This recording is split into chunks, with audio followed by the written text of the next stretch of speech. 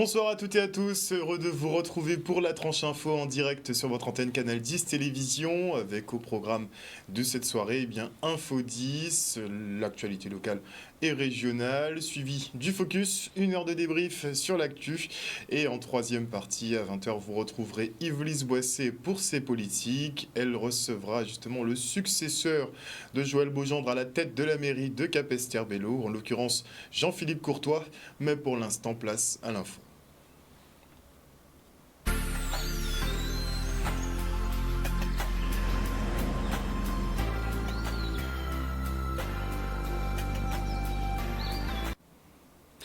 Nous sommes le 1er juillet 2020 et voilà 8 jours maintenant que Jason Lemestre n'a pas donné signe de vie. Le jour de sa disparition, il portait un débardeur bleu, un short blanc et bleu et des sandales bleues.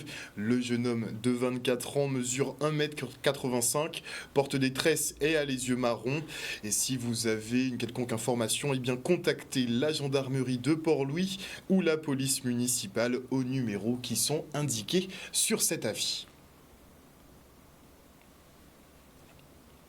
Et on part sur le front social avec cette mobilisation à l'EHPAD du centre-ville de Basse-Terre. Les salariés de Restalliance réclament de meilleures conditions de travail, du matériel fonctionnel et le versement de leur prime Covid-19. Olivier Félix les a rencontrés sur leur piquet. Regardez.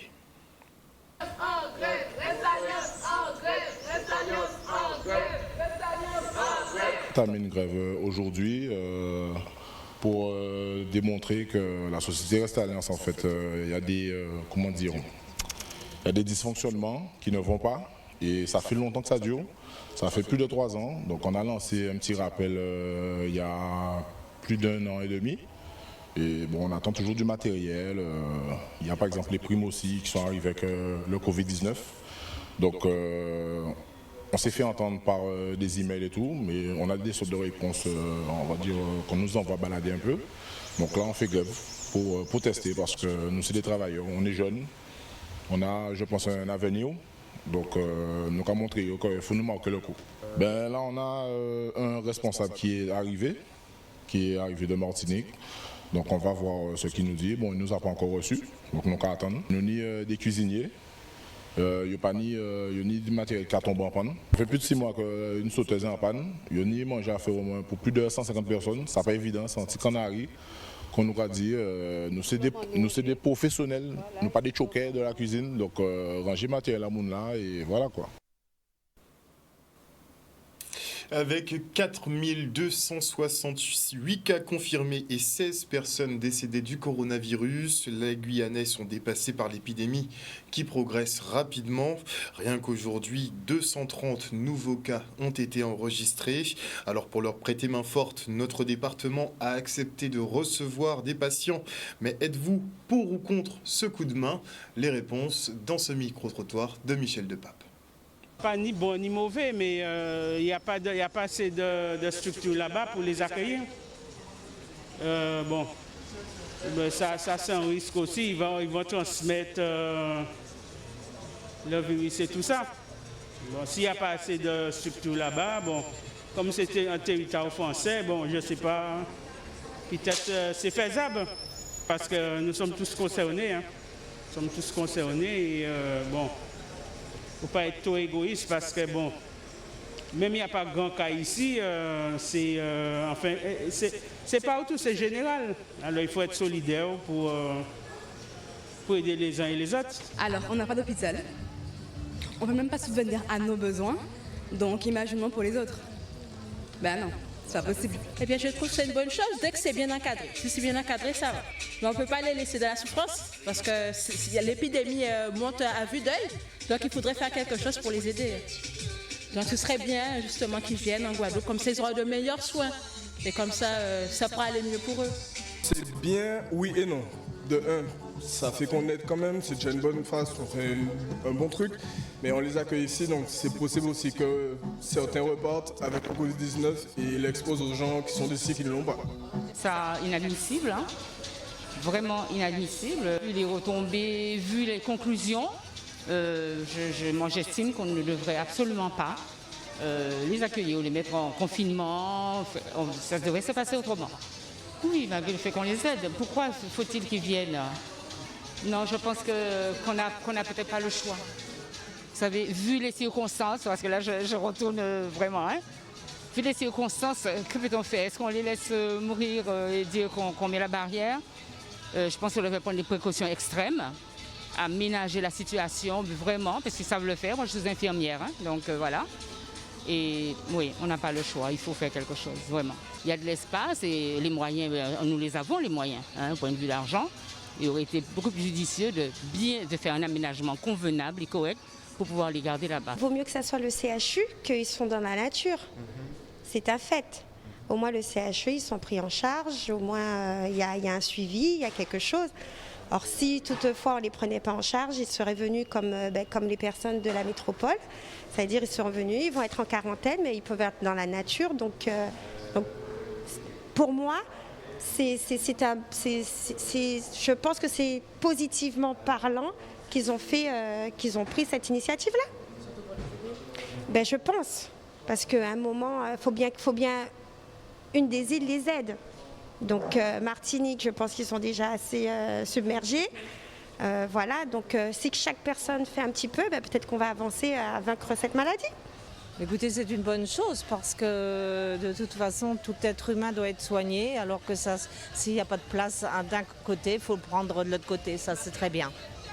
Alors vraiment c'est assez complexe parce que, comment dire, si on les emmène ici, c'est peut-être parce qu'il y a des problèmes. Peut-être qu'ils sont en manque de moyens. Donc si on peut aider, pourquoi pas, parce que ça reste humanitaire en fait. Donc je ne vois pas pourquoi polémiquer pour quelque chose de si simple. Si nous demain on est en galère, on aura besoin de nos frères. Donc je pense qu'il faut penser comme ça avant tout. En tout cas, nous sommes de tout cœur avec nos frères et sœurs guyanais. Et petite brève politique, puisque concernant la passation de pouvoir au gosier suite aux élections municipales, eh bien Jean-Pierre Dupont a finalement signé la convocation relative à l'élection du nouveau maire et de ses adjoints. Cédric Cornet devrait ainsi être investi le 5 juillet prochain au Palais des Sports du Gosier. Soucieuse d'effectuer une rentrée scolaire dans des conditions optimales, la région Guadeloupe a présenté aujourd'hui son dispositif de lutte contre la pandémie dans ce type d'établissement. Et il s'agit du parcours de mise en sécurité sanitaire du lycéen qui est déjà effectif au lycée du Charmois à Saint-Claude. En plus, cet établissement est équipé de distributeurs de solutions hydroalcooliques fournis par les bons soins de la Fondation Blandin. Regardez. Nous avons pris des dispositions pendant la période Covid pour pouvoir équiper en matière sanitaire tous les lycées de la Guadeloupe parce que ça coûte énormément. Le gouvernement avait demandé l'ouverture de certains établissements et aujourd'hui je constate que beaucoup de maires ont eu raison parce que quand nous faisons le total des travaux réalisés ici et avec ce que nous ferons pour 2020, pour la fin de l'année, c'est près de 900 000 € de travaux que nous avons. Donc les points d'eau, les solutions hydroalcooliques posées par la Fondation Blandin. Nous avons équipé donc à partir d'aujourd'hui 710 salles de classe au niveau des lycées professionnels avec bien sûr du gel hydroalcoolique de façon que les mesures barrières et d'hygiène soient respectées et assurer avec le concours de la région bien sûr et assurer la rentrée prochaine dans les conditions optimum. Les élèves d'aujourd'hui sont nos acteurs de demain, donc nous devons en prendre soin. Ce dispositif qui a vraiment renforcé, dynamisé, modernisé ce que nous avons, nous permet le matin de recevoir nos 800 élèves sans difficulté, nos agents, et de pouvoir répondre à leurs besoins tout au long de l'année. Nous sommes un établissement de soins, de santé, de service à la personne. Donc ce dispositif va renforcer ce que nous avions déjà sur nos plateaux techniques et ça nous a permis de réinterroger nos plateaux techniques, le dispositif sanitaire des plateaux techniques et de faire en sorte que ça soit plus hygiénique. Donc je suis très très contente ce matin. Ici c'est un lycée qui table beaucoup sur l'aide à la personne, donc on ne peut que les accompagner. Nous avons vu ce qui s'est passé pendant le Covid, on a besoin de personnel soignant, donc la région a répondu à ce lycée du Charmois, comme nous le faisons actuellement dans d'autres lycées de la Guadeloupe. Des images signées Maxime Morel. Et hier, les élèves de CM2 de l'école de la Lézarde à Petit-Bourg ont été récompensés dans le cadre du concours national Les enfants pour la biodiversité avec 6 autres classes françaises. Et comme de vrais petits journalistes, eh bien, nos petits Guadeloupéens ont enquêté et choisi une espèce animale menacée entre l'iguane gris et les abeilles. Eh bien, leur choix s'est porté sur le reptile qui visiblement connaît plus de difficultés. Le reportage de Stanley Manicor. Fiers du travail des élèves de CM2, c'est leur dernière année dans leur parcours dans l'école primaire. Ils vont bientôt partir dans le second degré et ils vont partir en ayant appris un certain nombre de choses, bien qui relèvent bien évidemment du lire, dire, écrire parce qu'ils se sont comportés comme des journalistes. Ils ont enquêté sur une espèce animale, l'iguane gris, et aussi ce projet qui est porté par l'enseignante Madame Robin qui est absente aujourd'hui malheureusement. C'est un projet qui leur permet aussi de s'inscrire comme citoyens de demain. On a procédé à un vote. À la fin, on allait protéger les abeilles, mais on a voulu protéger l'iguane car il était plus en danger que l'abeille et que l'iguane gris est victime du basilic. Ils ont obtenu un prix national et c'est la première fois qu'une école de la Guadeloupe obtient ce prix national. Et en plus heureux, c'est sur le thème, c'est la biodiversité, la défense des iguanes. Et comme Petit-Bourg, c'est une ville qui s'affiche, une ville verte, une ville qui défend la biodiversité, une ville qui vit avec son environnement. Et donc vous comprenez, une double joie, cette fierté que des enfants de Petit-Bourg puissent obtenir un prix, mais surtout sur ce thème. Et d'autant plus que nous allons lancer beaucoup de projets pour la préservation de la nature, de l'environnement, la valorisation de l'environnement. Donc je suis heureux que des enfants soient déjà dans cette communication et soient sensibilisés sur ce thème. Protéger l'environnement et les iguanes, car beaucoup d'animaux maintenant sont en chasse et ils disparaissent de l'environnement. Et c'est pas bon pour la nature. Ils partent avec cette richesse qu'on a essayé de leur donner et c'est un très très beau cadeau. L'iguane gris qui disparaît, ce qui est à l'opposé effectivement des iguanes verts qui deviennent extrêmement envahissants ici. La maison de Zévalos au Moule est-elle retenue comme site emblématique par la mission de sauvegarde du patrimoine qui est conduite par Stéphane Bern, un lieu chargé d'histoire mais souvent réduit à une légende qui prétend que cette bâtisse serait hantée. On peut y découvrir des vestiges de l'ancienne usine sucrière de Zévalos comme la cheminée industrielle qui a d'ailleurs été réhabilitée par la région Guadeloupe mais aussi grâce à 220 Guadeloupéens ayant contribué à l'opération Parraine une brique, un pan de notre histoire que Maggie Bozir, passeuse d'histoire, vous invite à découvrir. Les images de Stanley Manicor. Lendemain du tremblement de terre de 1843 qui va raser la Guadeloupe tout entière, la majorité des sucrottes à l'époque vont s'effondrer et on va mettre en place ce qu'on appelle la révolution industrielle en Guadeloupe.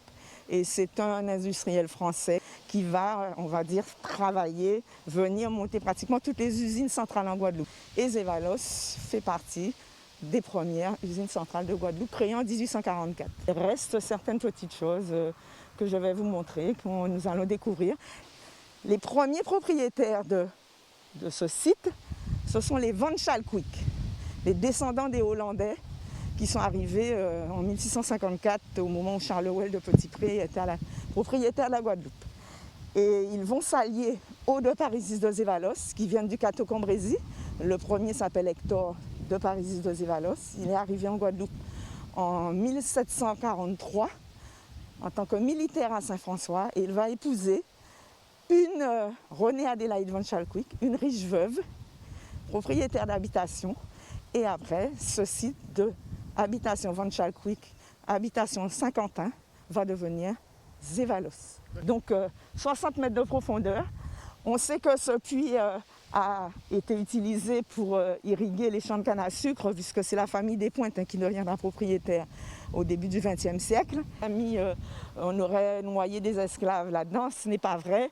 L'eau était quelque chose de tellement précieux qu'on ne se serait pas permis, puisqu'elle a connu l'histoire, l'usine, au début, ce sont des esclaves qui travaillent ici.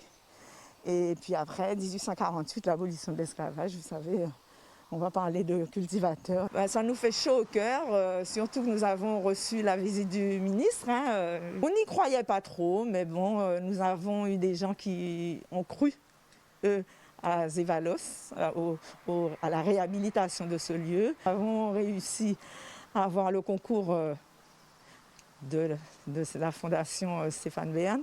On pense qu'on pourra continuer à récolter des fonds, à réunir des fonds pour arriver à boucler le budget, parce qu'il y a quand même quelques millions d'euros à mettre sur la table. En tout cas, merci à Madame Bozir, qui est une véritable passionnée. Je ne sais pas si vous l'avez aperçu, mais en tout cas, je vous conseille de vous y rendre, car elle a de précieuses lectures qui se font rares de nos jours, comme des exemplaires assez rares du Code Noir. Et avant de se quitter, on adresse toutes nos félicitations à Tania Bangou, qui a été élue par ses pairs nouveau bâtonnier de l'Ordre des avocats de Guadeloupe. Elle succède à Charles Nicolas en totalisant 153 voix sur les 239 votants et aura pour lourde tâche de relancer la machine judiciaire après cette paralysie des tribunaux pendant la crise du Covid-19. Voilà, chers téléspectateurs, nous sommes arrivés au terme de votre journal. Merci pour votre fidélité. N'oubliez pas que sur Canal 10 Télévision, vous faites l'information que nous diffusons. Le journal local revient demain à 18h30. En attendant, passez une excellente soirée. Ciao.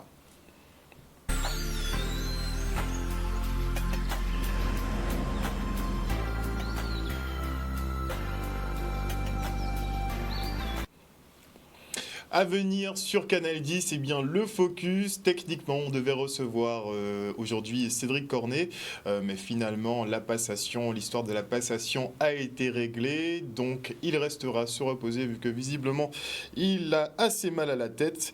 Et avant la coupure pub, eh bien, je dis bonsoir à Ray, l'anthropologue. Bonsoir, Monsieur Otto. Bonsoir à Morgane Huynh. Bonsoir à Marie Pombo. Bonsoir à Madly Congré. Bonsoir à Marie-Hélène Borès, bonsoir à Philippe Verger, bonsoir à Odile Zingilet et bonsoir à Dominique Landry. J'espère que tout le monde va bien. Des bisous, on se retrouve après la coupure pub.